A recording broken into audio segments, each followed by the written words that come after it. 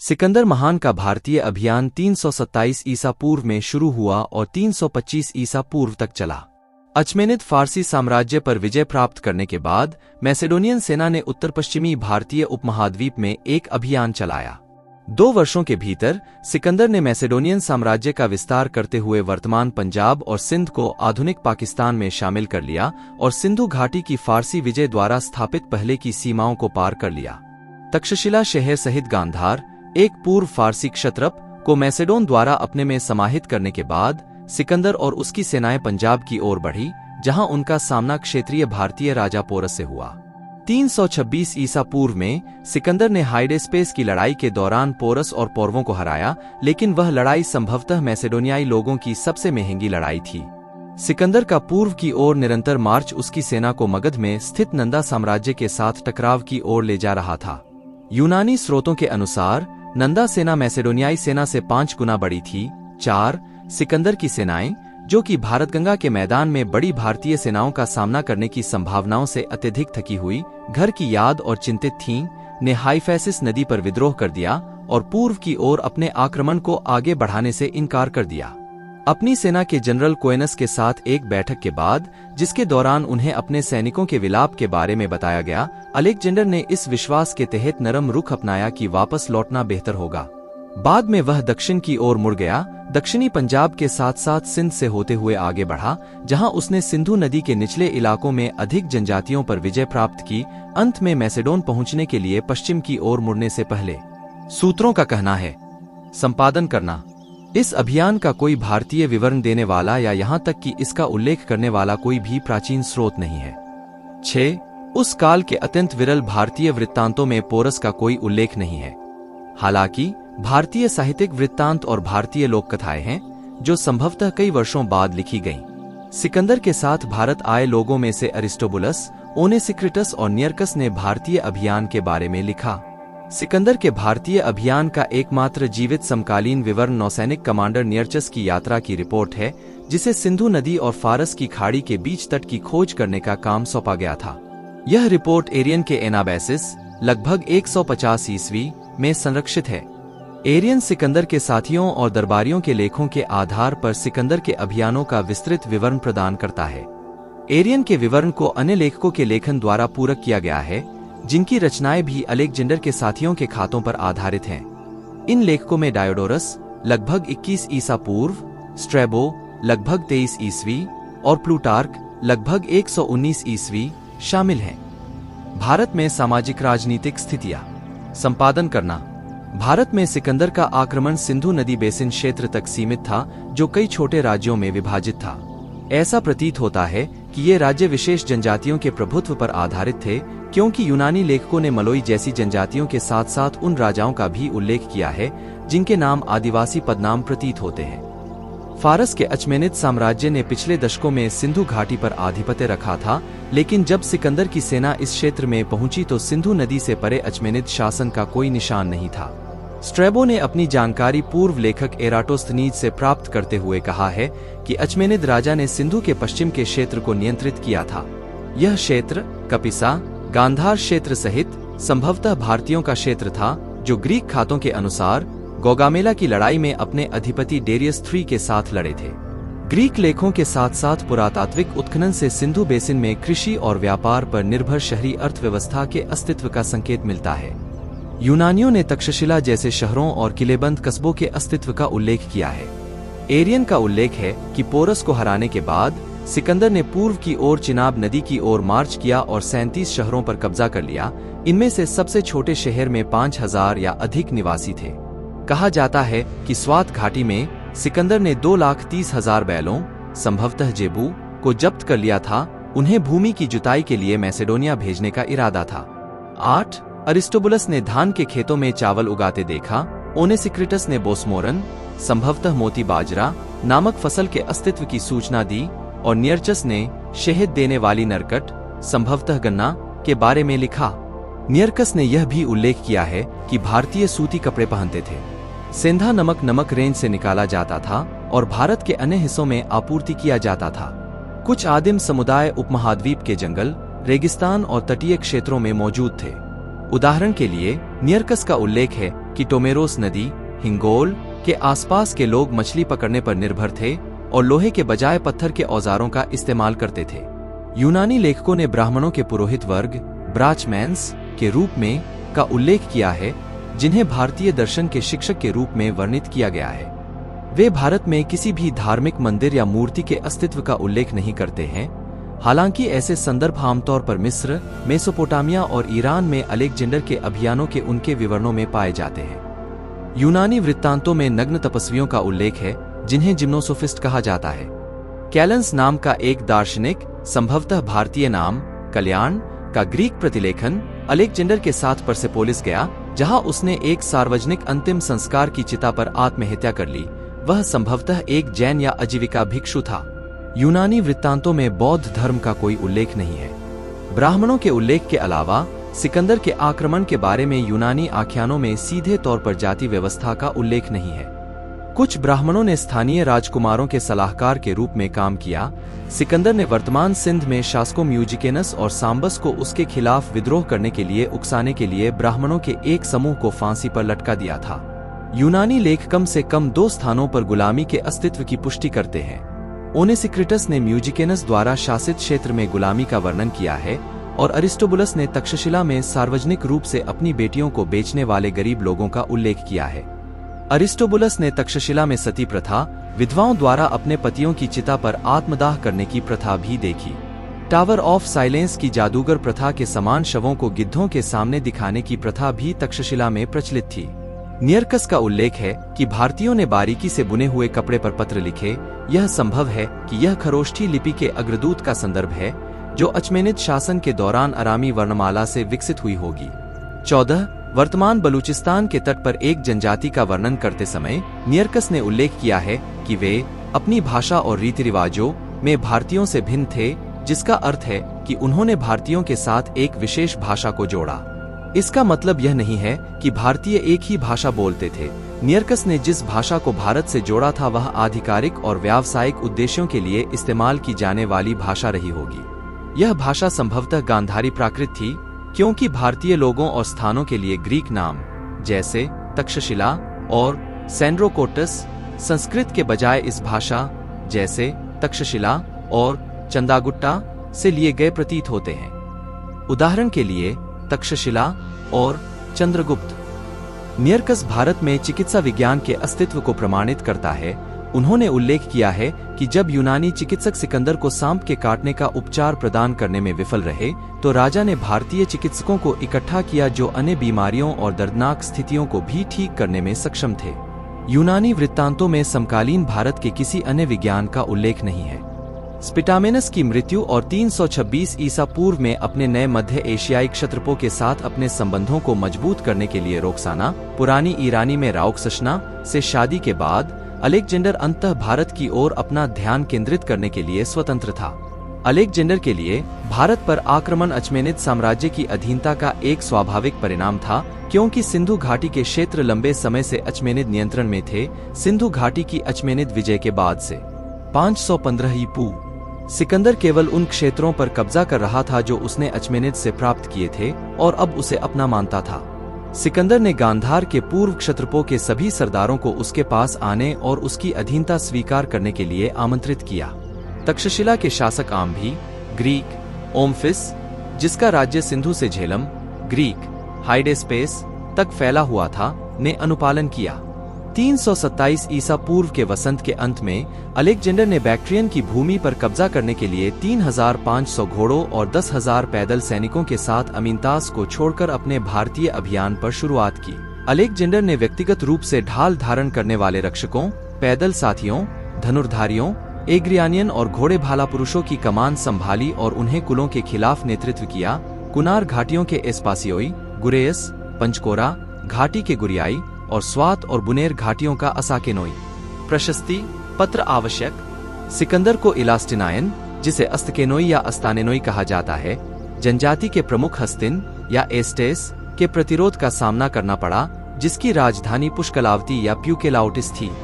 बाद में उसने अश्वयान और अश्वकायन को हराया और उनके 40,000 पुरुषों और 2,30,000 बैलों पर कब्जा कर लिया। मसागा के अश्वकायनों ने अपनी रानी क्लियोफिस की कमान के तहत 30,000 घुड़सवार सेना, 38,000 पैदल सेना, 30 हाथियों और 7,000 भाड़े के सैनिकों के साथ उससे लड़ाई की।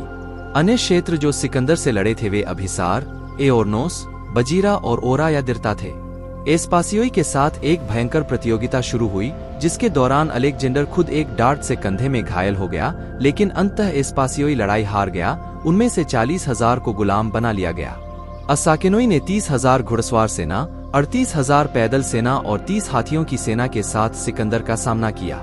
वे बहादुरी से लड़े थे और अपने कई गढ़ों जैसे कि ओरा, बजीरा और मसागा शहरों में आक्रमणकारी का कड़ा प्रतिरोध किया था। मास्का का किला कई दिनों की खूनी लड़ाई के बाद ही कम किया जा सका, जिसमें सिकंदर खुद टखने में गंभीर रूप से घायल हो गया था।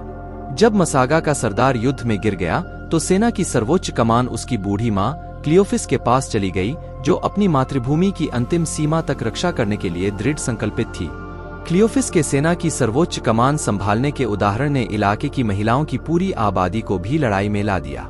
24-25 सिकंदर केवल राजनीतिक चालबाजी और विश्वासघात के कार्यों का सहारा लेकर मसागा को कम करने में सक्षम था। कर्टियस के अनुसार अलेक्जेंडर ने न केवल मसागा की पूरी आबादी को मार डाला, बल्कि उसने इसकी इमारतों को भी मलबे में बदल दिया। इसी तरह का कत्लेआम अस्साकेनोई के एक अन्य गढ़ ओरा में भी हुआ। एओरनोस को कम करने के बाद सिकंदर ने पंजाब क्षेत्र में अभियान शुरू करने के लिए सिंधु को पार किया। हाइडेस्पेस नदी की लड़ाई। जुलाई 326 ईसा पूर्व में सिकंदर ने राजा पोरस, संभवतः पौरव, के खिलाफ पंजाब में भेरा के पास हाइडेस्पेस नदी, झेलम नदी, पर लड़ी थी। हाइडेस्पेस सिकंदर द्वारा लड़ी गई आखिरी बड़ी लड़ाई थी।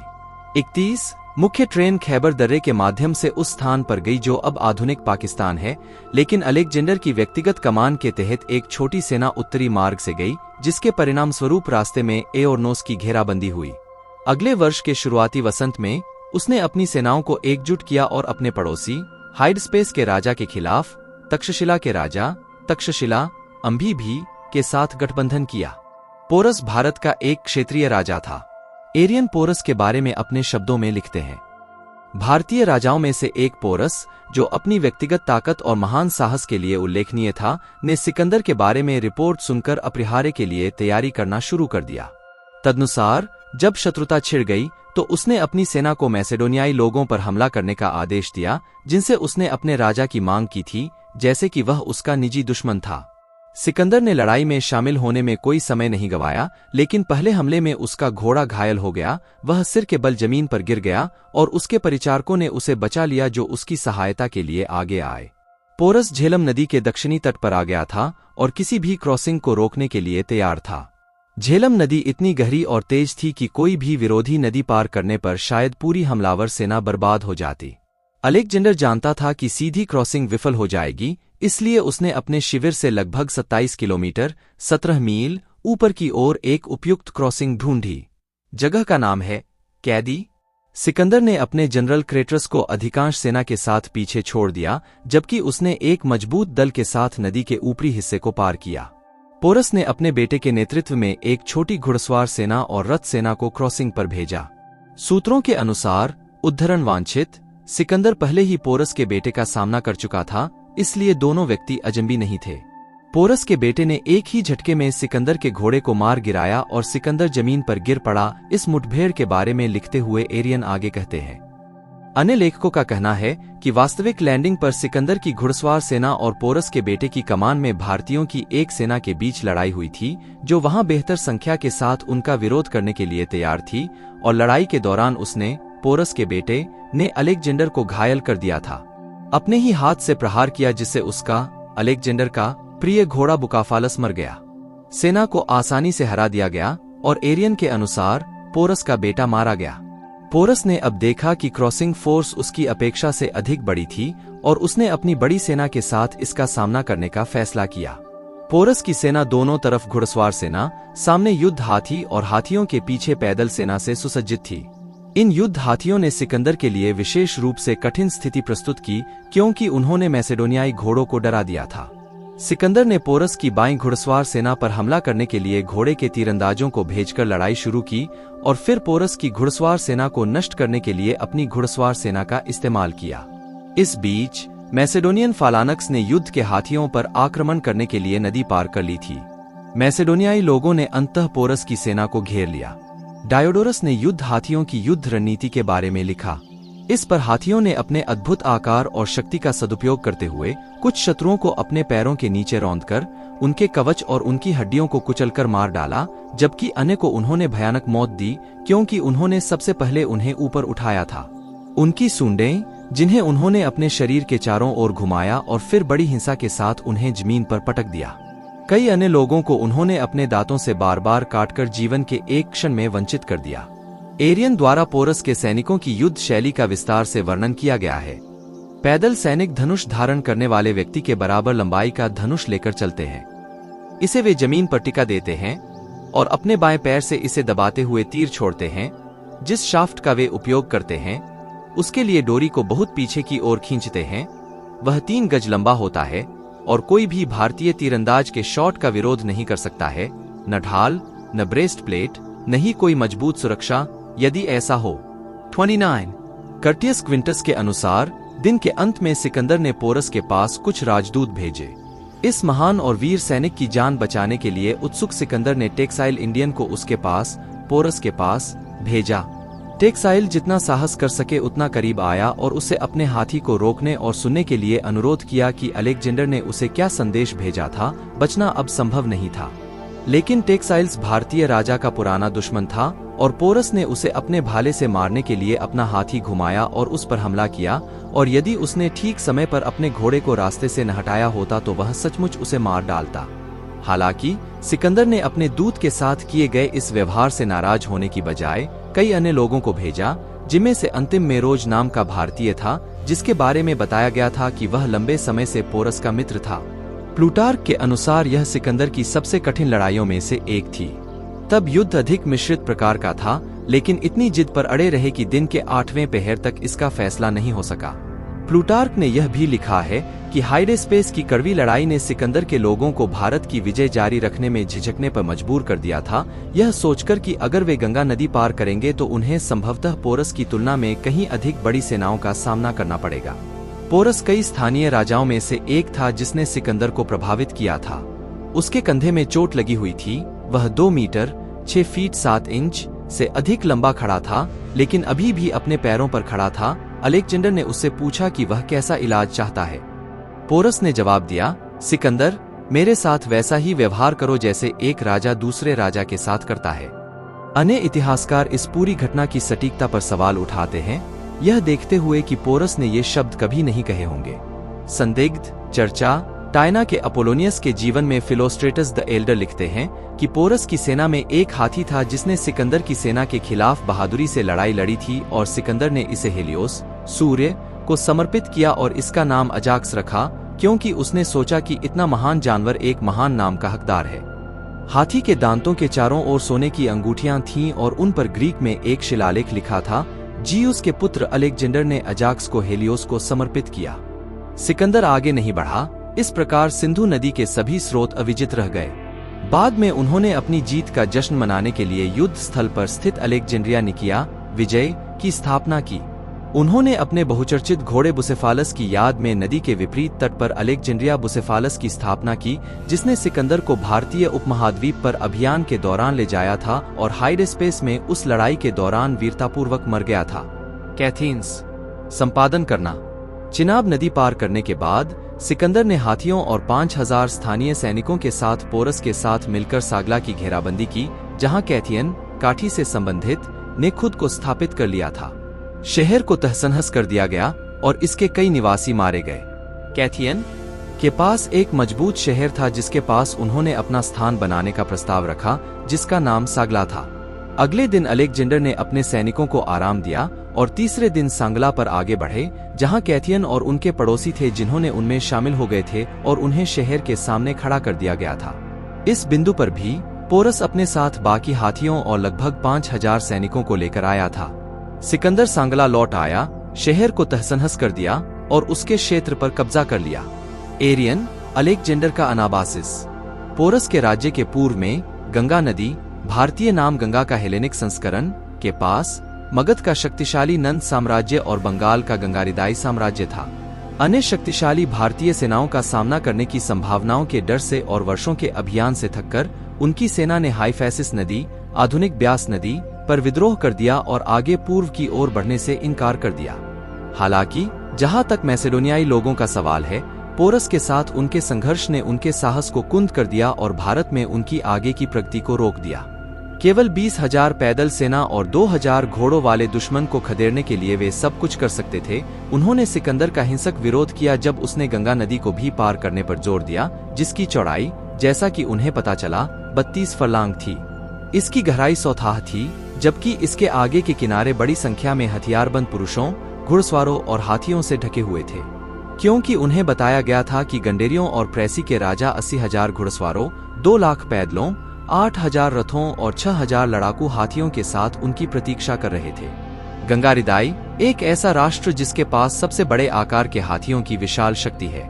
इसके कारण उनके देश पर कभी भी किसी विदेशी राजा द्वारा विजय नहीं पाई गई, क्योंकि अन्य सभी राष्ट्र इन जानवरों की भारी संख्या और ताकत से डरते हैं। इस प्रकार मैसेडोनियन अलेक्जेंडर ने पूरे एशिया पर विजय प्राप्त करने के बाद गंगारिदाई पर युद्ध नहीं किया, जैसा कि उसने अन्य सभी पर किया था, क्योंकि जब वह अपने सभी सैनिकों के साथ गंगा नदी पर पहुंचा था, तो जब उसे पता चला कि उनके पास युद्ध के लिए अच्छी तरह से प्रशिक्षित और सुसज्जित 4,000 हाथी हैं, तो उसने गंगारिदाई पर आक्रमण को निराशाजनक रूप से छोड़ दिया।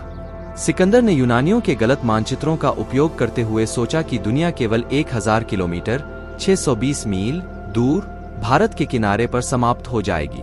इसलिए उन्होंने अपनी सेना से बात की और उन्हें भारत में आगे बढ़ने के लिए मनाने की कोशिश की, लेकिन कोइनस ने उनसे अपना मन बदलने और वापस लौटने का अनुरोध करते हुए कहा कि वे लोग अपने माता पिता, अपनी पत्नियों और बच्चों, अपनी मातृभूमि को फिर से देखने के लिए उत्सुक हैं। सिकंदर अपने आदमियों की अनिच्छा देखकर सहमत हो गया और वापस लौट गया। रास्ते में उनकी सेना ने मल्लीकुलों, आधुनिक मुल्तान में पर विजय प्राप्त की। घेराबंदी के दौरान सिकंदर अपने केवल 2 अंगरक्षकों के साथ गढ़वाले शहर में कूद गया और एक मल्लियन तीर से गंभीर रूप से घायल हो गया। 32 उनकी सेना ने अपने राजा को मरा हुआ मानकर गढ़ पर कब्जा कर लिया और मल्ली पर अपना क्रोध प्रकट किया, जिन्होंने उसमें शरण ली थी। नरसंहार किया, किसी भी पुरुष, महिला या बच्चे को नहीं बख्शा। 42 हालांकि अपने सर्जन कोस के क्रिटोडेमोस के प्रयासों के कारण अलेक्जेंडर चोट से बच गया। 43 इसके बाद जीवित बचे मल्ली ने सिकंदर की सेना के सामने आत्मसमर्पण कर दिया, जिससे उसकी घिरी हुई सेना आगे बढ़ी और रास्ते में अधिक भारतीय जनजातियों पर विजय प्राप्त की। अलेक्जेंडर ने अपनी अधिकांश सेना को अपने जनरल क्रेटस के साथ कार्मेनिया, आधुनिक दक्षिणी ईरान, भेजा और अपने एडमिरल नियरकस के तहत फारस की खाड़ी के तट का पता लगाने के लिए एक बेड़ा नियुक्त किया, जबकि वह अपनी बाकी सेनाओं को गेड्रोसियन के माध्यम से दक्षिणी मार्ग से फारस वापस ले गया। रेगिस्तान अब दक्षिणी ईरान का हिस्सा और मकरान अब पाकिस्तान का हिस्सा। रेगिस्तान को पार करने में सिकंदर की सेना ने भूख और प्यास से भारी नुकसान उठाया, लेकिन किसी भी मानव दुश्मन से मुकाबला नहीं किया। उनका सामना मछली खाने वालों या इचिथ्योफेगी से हुआ, जो अरब सागर के मकरान तट पर रहने वाले आदिम लोग थे, जिनके बाल उलझे हुए थे। कोई आग नहीं थी, कोई धातु नहीं थी, कोई कपड़े नहीं थे। वे व्हेल की हड्डियों से बनी झोपड़ियों में रहते थे और कच्चा समुद्री भोजन खाते थे। समुद्र तट पर तलाशी से प्राप्त किया गया। 44 क्रॉसिंग के दौरान सिकंदर ने अपने लोगों की पीड़ा को साझा करने और सेना का मनोबल बढ़ाने के लिए जितना संभव हो उतना पानी पीने से इनकार कर दिया। 45 सिंधु के क्षेत्र में अलेक्जेंडर ने अपने अधिकारी पेइथॉन को क्षत्रप के रूप में नामित किया। इस पद पर वह अगले 10 वर्षों तक 316 ईसा पूर्व तक रहेगा और पंजाब में उसने सेना के प्रभारी यूडेमस को क्षत्रप पोरस के पक्ष में छोड़ दिया। और टैक्सी उनकी मृत्यु के बाद यूडेमस पंजाब के एक हिस्से का शासक बन गया। दोनों शासक 316 ईसा पूर्व में अपनी सेनाओं के साथ पश्चिम लौट आए। सी में 322 ईसा पूर्व मगध के चंद्रगुप्त मौर्य ने भारत में मौर्य साम्राज्य की स्थापना की और सेल्यूसिड मौर्य युद्ध 305 से 303 ईसा पूर्व के दौरान मैसेडोनियन क्षत्रपों पर विजय प्राप्त की। वीडियो अच्छी लगे तो वीडियो को लाइक और चैनल को सब्सक्राइब जरूर करें। धन्यवाद।